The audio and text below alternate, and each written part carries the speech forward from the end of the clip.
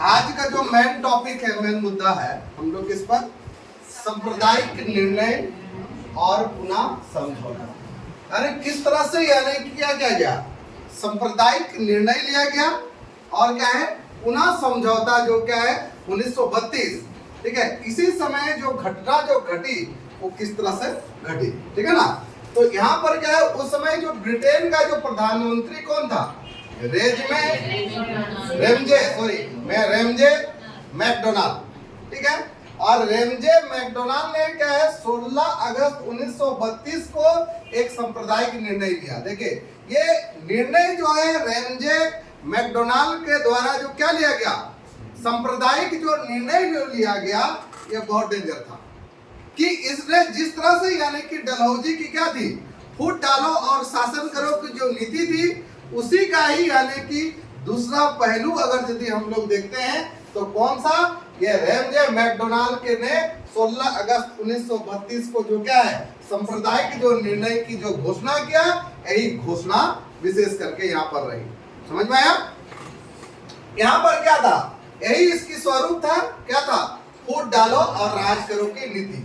और फूट डालो और राज करो की नीति का ये दूसरा प्रयास रहा, ठीक है। पहला तो डलहौजी ने किया ही था, अब डायरेक्ट यानी कौन सा, यानी कि आप देखते हैं कौन सा, ब्रिटिश प्रधानमंत्री रेमजे मैकडोनाल्ड। और इसमें क्या था, इसका जो प्रमुख बिंदु था, ये देखिए क्या था, आंग्ल यानी कि भारतीयों, मुसलमान या और क्या है को पृथक सांप्रदायिक मताधिकार दिया गया। पृथक मतलब अलग अलग दिया गया, ठीक है। तो तोड़ने का तो बात होगी, हो ही ना गया वो। तो ये यानी कि वहां से यानी कि डायरेक्ट यानी क्या कर रहा है, यानी कि शासन तंत्र को यहाँ पर अब तोड़ने का प्रयास भी लोग कर रहा है।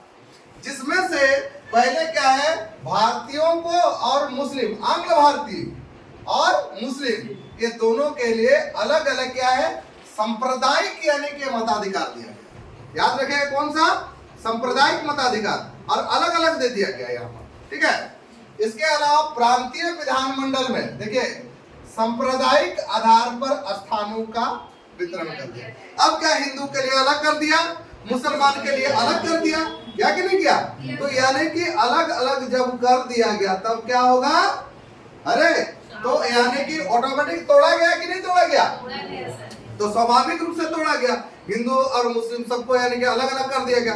और यहाँ पर एक और चीज सबसे बड़ा चीज है, ठीक है, जो मुंबई प्रांत में सामान्य निर्वाचन क्षेत्र में क्या है, देखिए 7 स्थानों के लिए मराठों को, देखिए ये सब यानी कि अलग अलग कर दिए, ठीक है, सब कर दिया।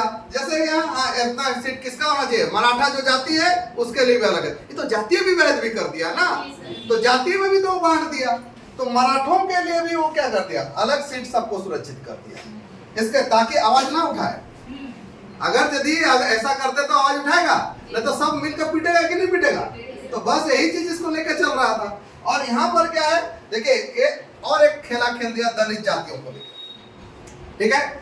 दलित जातियों को पहले जो सब तो एक थे, अब इसको बांट करके अल्पसंख्यक में इसको बना दिया, जाओ इसको अल्पसंख्यक जाति बना दिया, किसको, दलित संप्रदाय, और अल्पसंख्यक के रूप में इसको मान्यता दे दिया।